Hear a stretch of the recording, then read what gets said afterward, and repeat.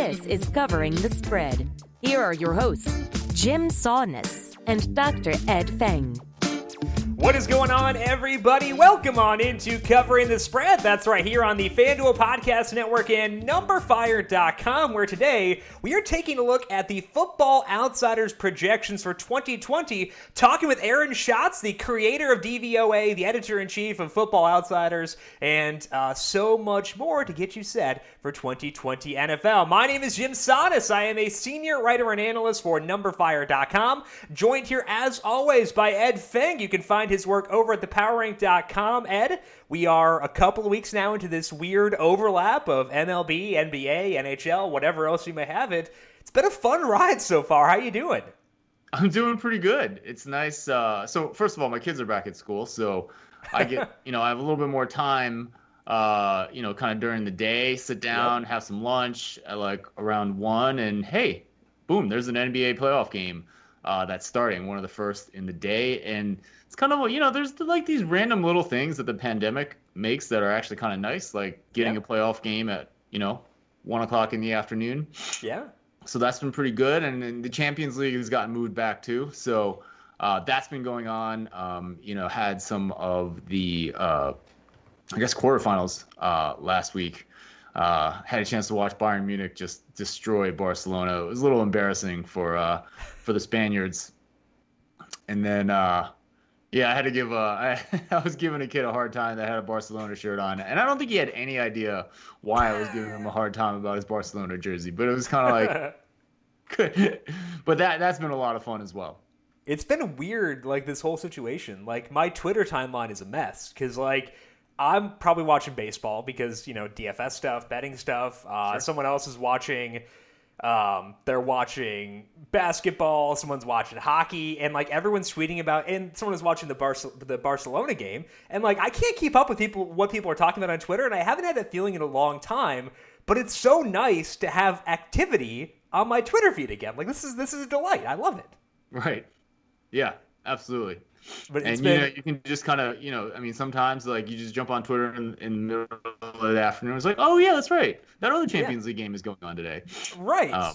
Or people complain about something else, and it's fun just to have things to try to catch up with once again. So it's been fun to have activity with sports once again, and hopefully get to have that for a very long time. As mentioned, we're going to have Aaron Schatz on today. If you don't know Aaron, make sure you check him out on Twitter, which you should know Aaron by now, but check him out on Twitter at FO_A Schatz. Again, he is the editor-in-chief of Football Outsiders. He is the creator of DVOA, so kind of this mythic creature, I would say, within the sports analytics community for the work he's done there. We're going to talk to him about the Football Outsiders Almanac, year 16 of publishing that.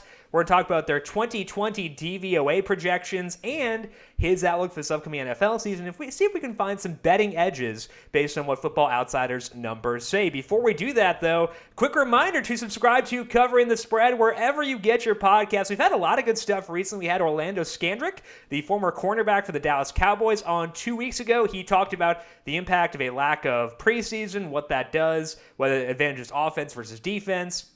Orlando talked about that 2 weeks ago. Last week, Drew Dinsick, Whale Capper, was on to break down also not just the NFL, but also the NBA bubble. And it's been an interesting couple of days with the Bucks and the Bucks and the Lakers. I almost said the Cavaliers, so I'm thinking LeBron.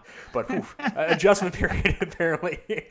More than a year later, I'm still getting used to it. But good thoughts from Drew there. So make sure you check out both those by checking for Covering the Spread wherever you get your podcasts. And if you like what you hear, leave us a rating and review as well. Before we get to Aaron, got to go back to last week, talk some NASCAR and Covering the Future, recapping that, then we'll dive into our discussion with Aaron. Covering the past. Last week here on Covering the Future, I was talking about the NASCAR race down at the Daytona Road Course and how I wanted to bet Martin Truex despite the fact that it was kind of this weird race. He was 6-1, and I wanted him to win in Daytona. I thought it was a good number despite the fact that it was short in a high-variance race. And Truex was crazy fast early on. He passed Denny Hamlin for the lead and then led most of the opening stage. he decided to pit to get track position going into the second stage. And as someone who bets directs, I like that because I don't care about stage points. They don't benefit me. So I was psyched about that. He took the lead back during the second stage and did the same thing during the second stage. He pitted from the lead in order to give himself better track position for the final stage. But while he was pitting, he was penalized for speeding on pit road. And because of the timing of this, what usually would have been a pass-through penalty was instead something that forced him to restart at the end of the longest line. So instead of, like a 20-second penalty, which given the way things were running at that time would have been about 4 or 5 spots, it was instead about 20 positions. And that was tough. But because his car was so good, he was able to battle his way back up there, restarted 5th on a late caution, and gave it a run. Worked his way back up to 3rd, but couldn't quite come through. He and Chase Elliott clearly had the fastest cars in the race. They both had the 1 and 2 cars in fastest laps total run. So I think the process was good. Didn't work out as he finished 3rd. Another race where pit lane bit me, but couldn't quite get over the top. But I am okay with the process there. And Ed, if you're wondering, Ryan Blaney finished 31st. So I'm glad I was not on there this past weekend. So we picked a good spot to jump off of Ryan Blaney. Sounds good. Before we take a look at Aaron Schatz and discuss his Football Outsiders projections for this year, the NBA playoffs are upon us, and FanDuel has you covered. Compete in the Mountain Dew NBA Free Play now through September 4th for your chance to win your seat in a virtual event with NBA legends Gary Payton and Ray Allen. With each entry, you'll be entered into the King of the Mountain 3-point bonus for your chance to win a share of $15,000 brought to you by Mountain Dew, official sponsor of the NBA. For more details, visit FanDuel.com or download the FanDuel app today. Eligibility restrictions apply.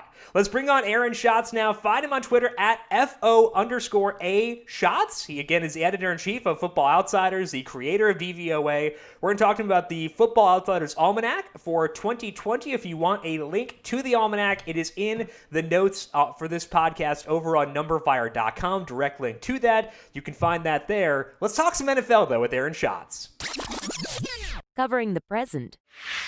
Let's bring Aaron Schatz into Covering the Spread to talk some 2020 NFL. Aaron, I appreciate you coming on for today. How are you doing? I'm doing about the same as everyone else. That's my answer during COVID-19, because saying, "Oh, I'm doing great" is it's a little wrong there. But right. I'm not doing any worse than anybody else is right now. If you were doing great, we'd have some bigger questions to ask you at that point, because it's like, how much do you like your house? Right, exactly. It's a very deep question. I think that there are more questions that come from "I'm great" than "I'm terrible." So I appreciate the "I'm as good as everyone else." I think that's a good way to handle this. And I think it's been weird for me, Aaron, because we're talking football with you, but it doesn't feel like football season yet. I know we've had some training camp tweets and stuff like that, but do you feel disoriented with no preseason going on? Does it feel strange right now? Yeah, it feels a little weird. First of all, it feels weird because we're the one sport that's gone on at its usual schedule. Yeah. Right? All the other sports had to stop, restart. Some sports are in bubbles, sports without fans. College football, some conferences are canceling. The NFL is the one sport that's basically gone ahead almost at its regular pace. So even that is disorienting because the whole rest of the sports calendar has been off.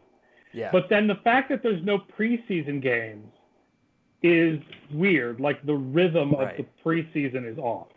Yeah, it's been strange. And I was looking at the Football Almanac, and you published this in mid-July, correct? Yes. Was there trepidation for you when you're going through all the countless hours of editing this thing about because you were probably doing this back way earlier when we didn't really know what the NFL is going to look like. How nerve-wracking was that for you to put that work in, not knowing what things would look like? What else was I going to do with my time? We went forward like the season was going to happen the way the season always happens. And it was, if it's not going to, then all this work is for naught. But this is what I do for a living. So, I'm very lucky, actually, that in everything that's going on, I was able to continue to do for a living what I do for a living. Yeah. So we just kept working on the book like there was going to be a season and hoped that we weren't going to have the rug pulled out from under us. Already, there's a whole college section of the book that's basically an alternative history novel at this point. Yeah, you guys put a lot of work into the college. I mean, I think it's the top 50 teams that you have summaries on. Yeah, and number projections for all the teams that includes all of their original schedules. So even the teams that are going to play aren't going to play the schedule that we have them listed as play. Right. That's tough. So but 11 the and a half 16th wins is probably not year. going to happen. Yeah. No, yeah, nobody's exactly. getting 11. Nobody's getting 11 wins this year. Right. But this is the 16th year you've done this. So congratulations on that. That's really cool. What brought about the idea of publishing this almanac yearly and has gotten you through 16 years? Well, it started out actually as Pro Football Prospectus. So when I first started Football Outsiders in 2003, we were approached by Baseball Prospectus, and they were doing books in other sports with their publisher at the time. There was a basketball book that was written by John Hollinger, and there was a football book. And they asked us to take over the football book starting in 2005. So our first 4 books are actually called Pro Football Prospectus, and they were done by actual publishers. And then starting with 2009, we started to self-publish, and we changed the name of the book to Football Outsiders Almanac. So there have been 12 almanacs and then the 4 prospectus before that. That is a lot of publishing and a lot of work and a lot of editing that has gone into that. Yeah. So congratulations on getting that far. But the other reason we want to talk to you, Aaron, today, outside of just the almanac, which we'll get back to, but the inventor of DVOA, DVOA is a number that a lot of us lean on when it comes to discussing the NFL, trying to judge strength and all those things. When did you first concoct DVOA, and what led to that creation as well? Well, I was playing around with things in 2002, and I ended up with a database of every play in the season, and I was just trying to think of some ideas of what to do with it. So it starts with the basic idea from the book, The Hidden Game of Football, of success points, that each play is successful or not successful based on the down and distance. And then that eventually developed into needing to compare success points to some sort of average, because we ended up with Mike Allstott as the most valuable running back in the league in 2002. And the reason why is that Mike Allstott tended to get the ball in situations where success was likely, right? He was carrying the ball in 3rd and 1. He was carrying the ball at the goal line. So there needed to be something to control for the fact that most running backs have success on 3rd and 1, right? That it's not like 3rd and 10. So that's where the over average came in. And then the system has developed gradually over time since there. Excellent.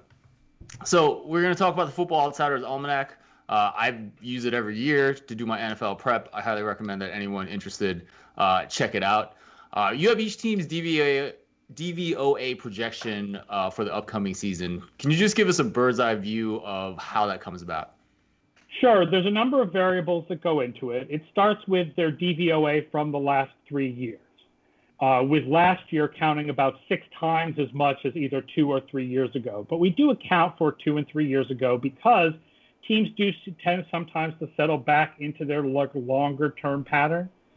And starting with DVOA means we're already filtering out a lot of luck-based, differences that, the reasons why a lot of people are high on the Cowboys this year, right, is because their underlying performance last year was much better than their actual win-loss record. Well, DVOA already controls for that because their DVOA was much better than their win-loss record would normally suggest.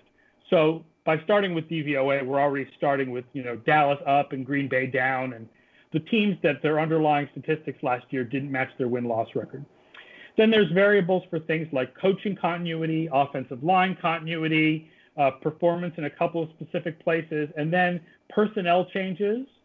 So we do account for personnel changes on both offense and defense. And then the quarterback on offense, we do a specific quarterback projection.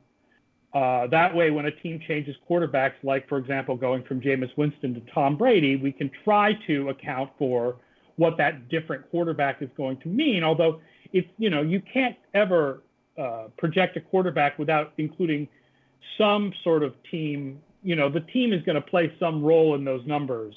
We can't, totally separate what Brady's done the last couple of years from who he had on the Patriots. And you can't separate Winston from who he had on the Bucs, and so on and so forth. Aaron, you've been on my podcast and talked about the statistical significance of a Wade Phillips being your defensive coordinator. What is your reaction to the fact that he is jobless right now? Yeah, I mean, I hope he's jobless because he wants to be, because he shouldn't be jobless because he should be. He's one of the best, if not the best, defensive coordinator of the last 30 years. So people ask us about whether we control for specific coaches. And the problem is there's very few coaches who have been with different organizations, with enough different organizations that you have a real sample size that you can use to judge what their impact is on teams, right? How much is Sean McVay, how much is it Sean McVay, and how much is it the Rams or Jared Goff or, Cooper Kupp? Right. So if McVay suddenly went to another team, you couldn't say, oh, well, this team is going to be X better because of McVay, because you don't know how much of McVay was McVay. Phillips has been with so many teams by this point that you can actually look and see that defenses get better when Wade Phillips shows up. You can account for that in a way you can't for other, especially for other assistant coaches. Yeah. Do you get a 35-year-old Andrew Whitworth along with Sean McVay when he moves? Like, is that a situation? So, yeah, I think that makes a lot of sense. And a lot of factors, and that's the issue with football. It's a lot of factors, not a lot of sample size pretty much anywhere, which definitely makes things tough for you, but then makes it more impressive when the numbers bear out. So let's talk about other stuff along with the DVOA projections in the Almanac. You got projected win totals, you got playoff odds, Super Bowl odds, et cetera, for every single team. And that's always tough to begin with. But now this year we have additional uncertainty with COVID-19. So did you have to make any manual tweaks to those to adjust for potential additional uncertainty relative to usual? Well, obviously you can't include COVID-19 in your projection system if you're doing statistical projections, because there's no past COVID-19 seasons to use as an example. Thankfully. We made a decision not to make any subjective changes based on COVID-19. And I think the reason why is our projections are naturally very conservative. Like our projections, the way that we simulate wins and losses, end up with teams averaging very close to 8-8. Like teams get very clustered around 8-8. Almost every team in the league ends up between 6 and 9 wins as their average, for example. And so I think that we all believe that the effect of COVID-19 is going to be to group teams closer together, because you don't know which players are going to suddenly disappear in the middle of the season. It's going to have sort of a random effect on certain teams. And, it's not going to treat the good teams any different than the bad teams, but good teams will be losing better personnel. So it's going to bring things closer to 8-8.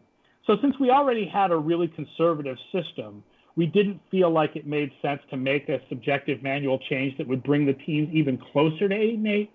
But it's tough to balance. It's not a good year to play favorites. And then at the same time, our projection has 3 teams far and ahead away from the rest of the league. So by our projection system, we really like 3 favorites, but it's not a good year to play favorites. Were you surprised? Can you go over those 3 top teams and whether you're surprised that any of them were there? No, I think the teams make a lot of sense. They're teams that are, in particular, 2 of them are very balanced between offense and defense. And the other one has the best offensive projection because they have the best quarterback. So the 3 teams that we have ahead of everybody else are New Orleans, Kansas City, and then a little bit behind them, Baltimore. Baltimore was the best team in the league during the regular season last year, so it shouldn't surprise anybody that we have them very far ahead. New Orleans has been really strong in the regular season for years now on both offense and defense. They've had these crazy playoff losses, but the fact is that the team has been very strong in the regular season, and then Kansas City has the best offense, and offense is easier to predict than defense. So, for example, all 3 of those teams make the playoffs at least 70% of the time, and no other team we have above 60%. All 3 of those teams win the Super Bowl at least 10% of the time, and we don't have any other team above 5%. That's very interesting, and I think that's even with the conservatism of the projections, right, which shows you how optimistic the numbers are about those 3 teams. And Aaron, along those same lines, talking about surprises relative to expectation, like, we all have our thoughts about teams before we run these numbers and stuff like that. Were there any surprises for you personally before you ran the DVOA numbers for this year? Were there any teams that popped up as being different from where you expected them to be going in? I think if I had just ranked every team subjectively at the beginning of the process, I probably would not have ended up with Indianapolis as high or Jacksonville as high as I ended up with. By Jacksonville as high, I mean not last. They're like 26th or 27th, right? Like they're not good. Right. But there are reasons to believe that they are not the worst team in the league like people think. Now, there's a subjective reason to believe that they are the worst team in the league. There's a subjective reason to believe that they might be just tanking the season, right? Like I can't control for that in my numbers. Right. But they were something like the 26th best offense last year. I don't see why we should expect that they're suddenly going to become the worst offense when they were 26th last year. I think it's more likely that they're like 26th again. But Indianapolis, for one thing, they have the easiest projected schedule. And then for other reasons about sort of the way things bounce back and, you know, the fact that we use 3 years of data rather than just one, their defense ended up a little bit better than I expected. And, you know, the way that we treat the aging quarterbacks is, it's tough. Because there haven't really been a lot of quarterbacks at this age in the future. I mean, in the past, we're not looking at age as much as we're looking at performance over the last 2 or 3 years. So it sees Roethlisberger, Rivers, and Brady all bouncing back a little bit, which affects like Indianapolis's projection.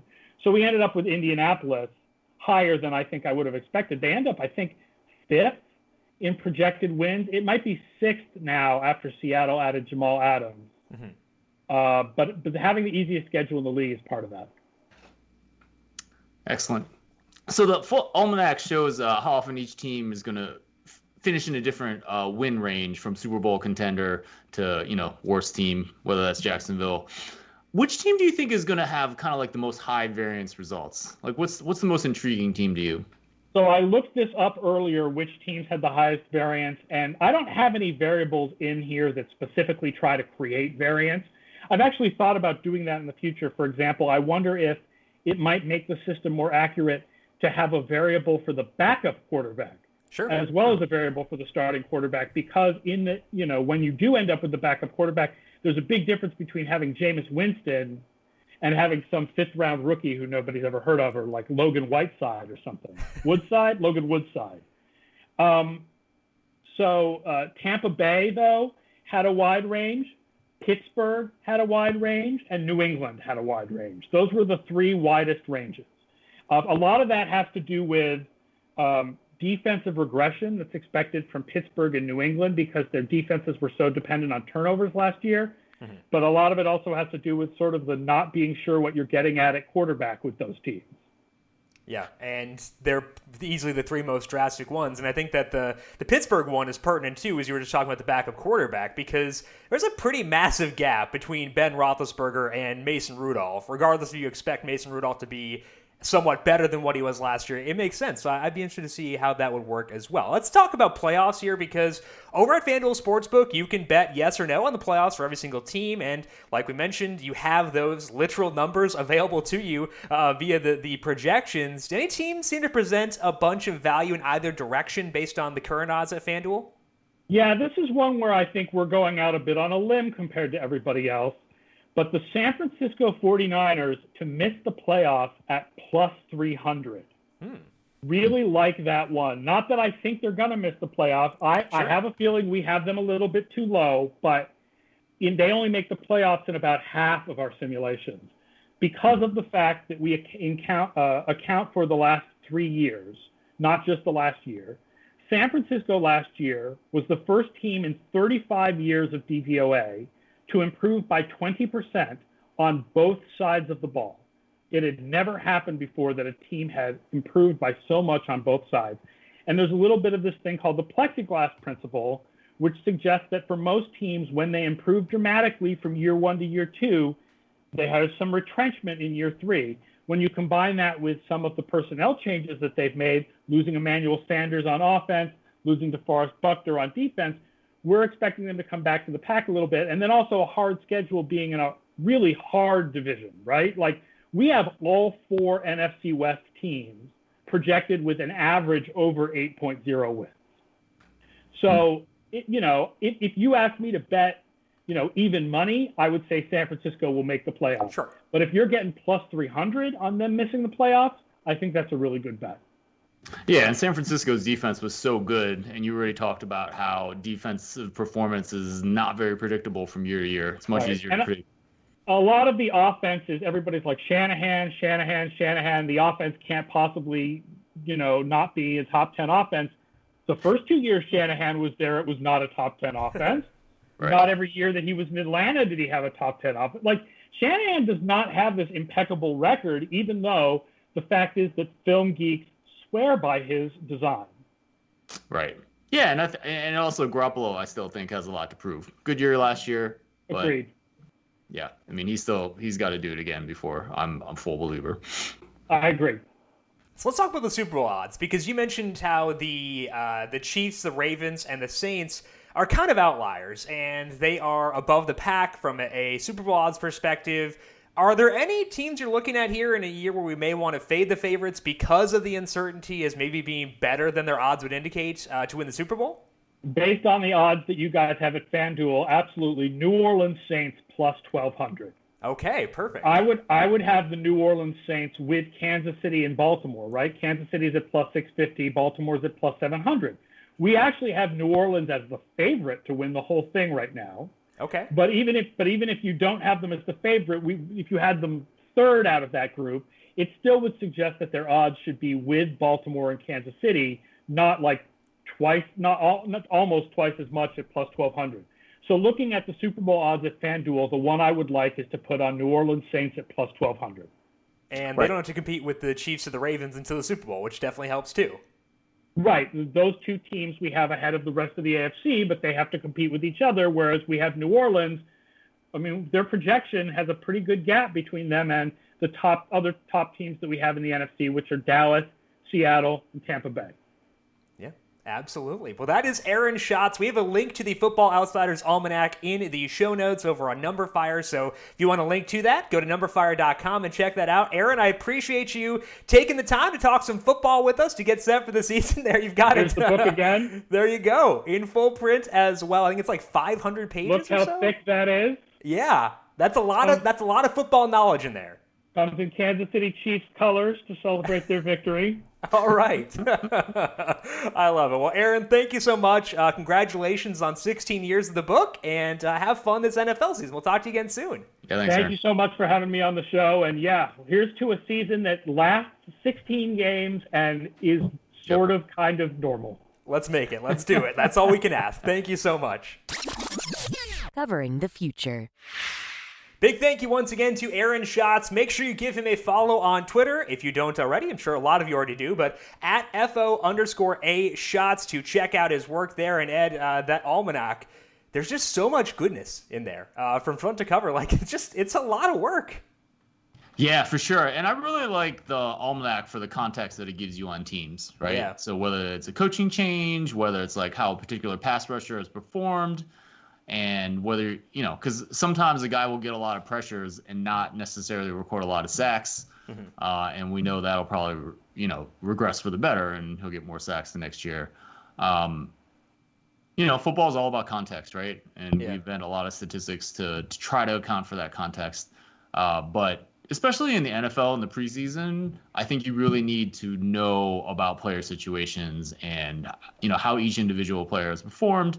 And they really do a good job with that.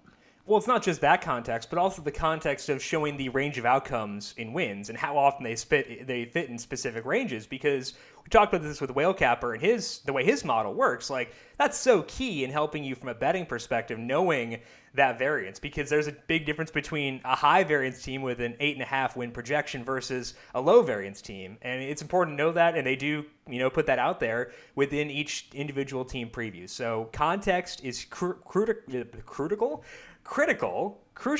whatever you want to call it, and they do provide that. So make sure, again, if you want to find it, go to numberFire.com. We have a link there. Otherwise, just search for the Football Outsiders Almanac. It should pop up that way, too. Let's move into covering the future. Ed, we had Whale Capper on last week, Drew Dinsick, to talk about the NBA. Sounds like you've been running some NBA numbers since that discussion. What did you find when you were crunching things over at the Power Rank?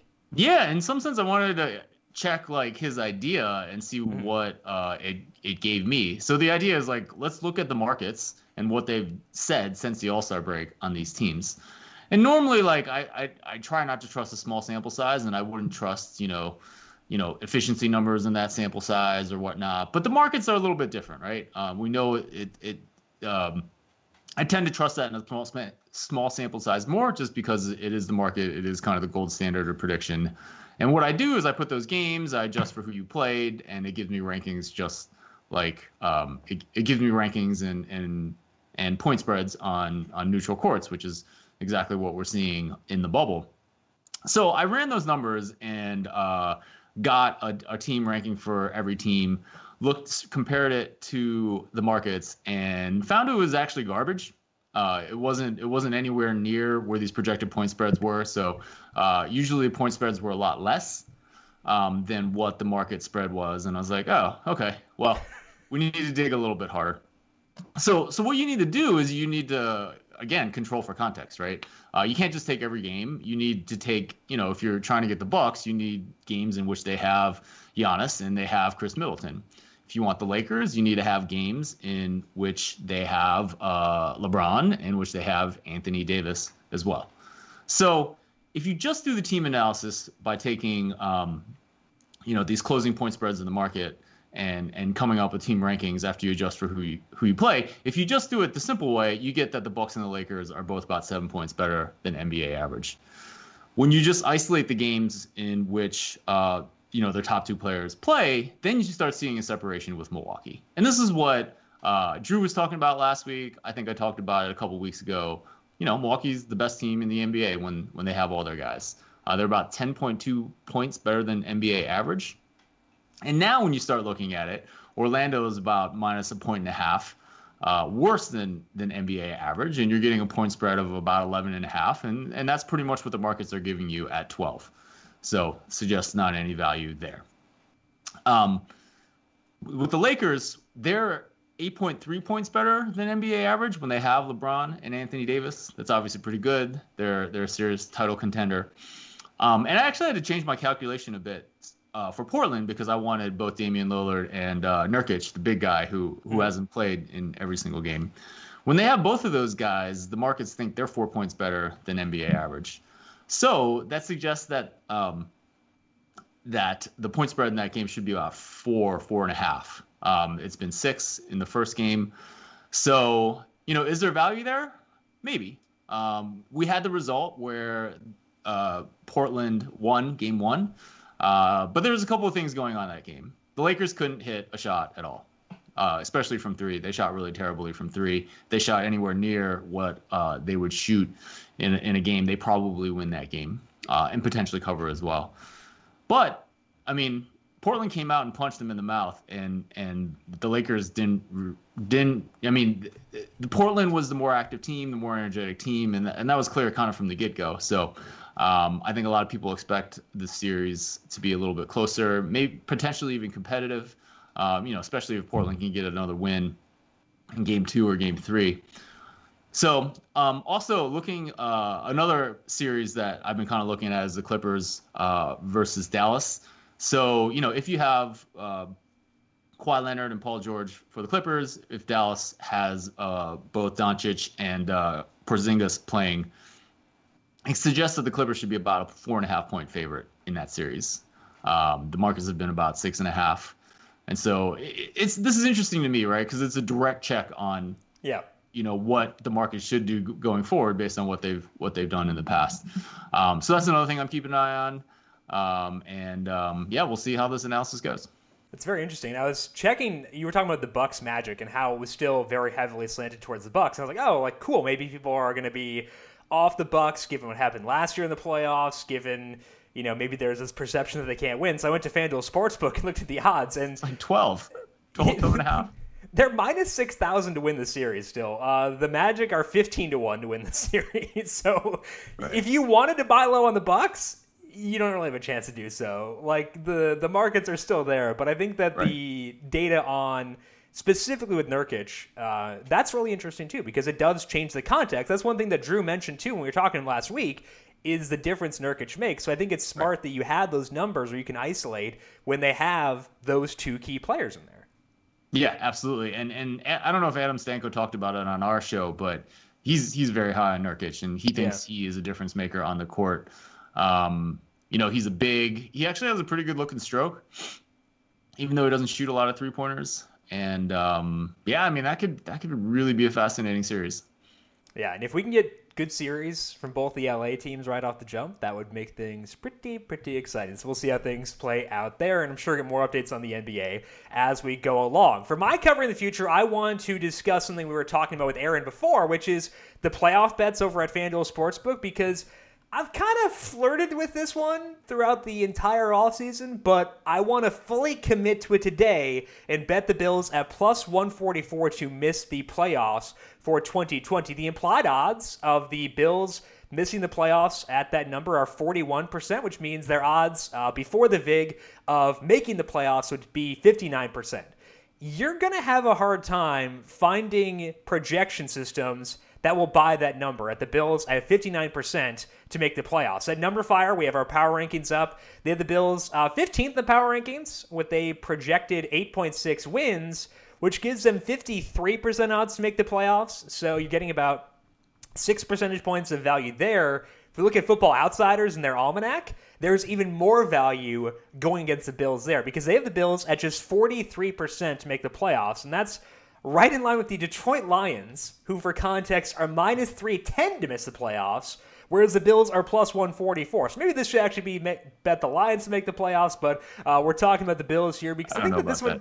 Yeah, fair enough.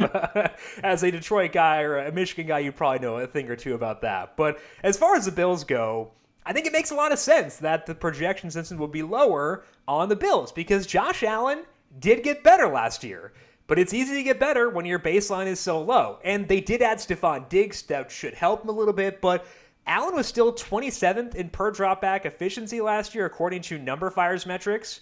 He was a couple of spots behind Eli Manning and right ahead of Marcus Mariota and Sam Darnold. Great company to keep for Josh Allen. So even if he does get better with Stephon Diggs, he needs big improvements to be a top 20 quarterback in terms of efficiency, and there's also the chance that he goes the other way. I mean, like, after improving last year, we can't just assume because he's young, he continues to get better. So Josh Allen could prove me wrong, and the talent is, at times there. The defense could be solid again, but if I can get plus 144 on a team quarterback by Josh Allen to miss the playoffs, I'm going to take that. I think that, maybe things could have gotten better with them. You talked about the market rankings with the Patriots and all the opt-outs they had. Maybe that does help the Bills. But even with that being accounted for, I still think the Bills are a good bet to miss the playoffs at plus 144 right now. Ed, what about you? What are your numbers saying about the Bills as we sit here in mid-August?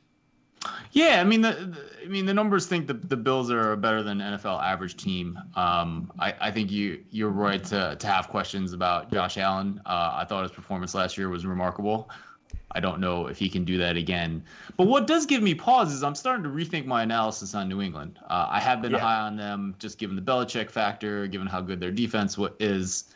But then when I'm really thinking about my process for evaluating NFL win totals, it really comes down to the quarterback. I'm just not going to go against a team with a good quarterback, with a reasonable win total number. And then when you think about, I've been saying so much about the strength of their secondary, and that's certainly true. But when you think about how much pass defense regresses from year to year, that makes me worry there. Belichick is still the best, and we'll see what he can do. But I guess I'm having questions about the Patriots, and that's the only reason I would doubt going against the Bills to not make the playoffs. I mean, obviously we just bet, like we said, we bet the Dolphins then.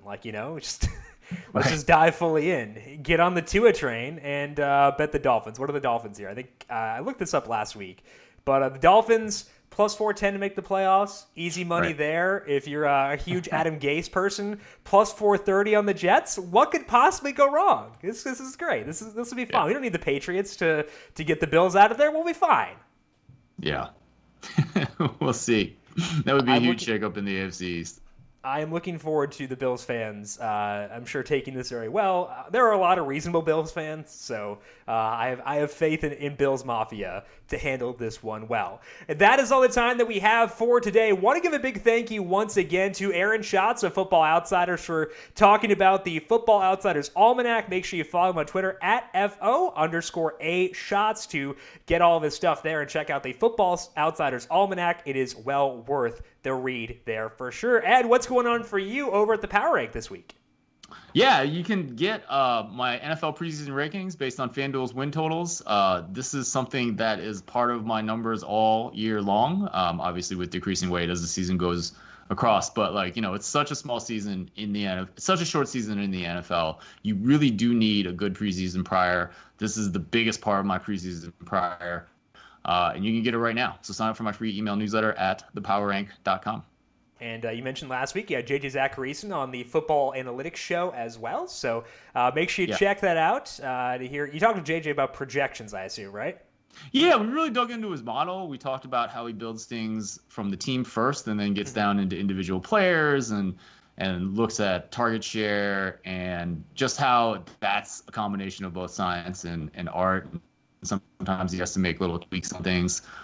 Really good conversation. I've had JJ on before to talk about games and playoffs and stuff, but it was really nice to have him to talk about his bread and butter, which is season-long fantasy football, projecting, fantasy points, projecting, and things that matter when you're betting player props too, right? In terms of touchdowns and yards and all that stuff as well. So, we found out how good his models were last year with some of the things he had on his show.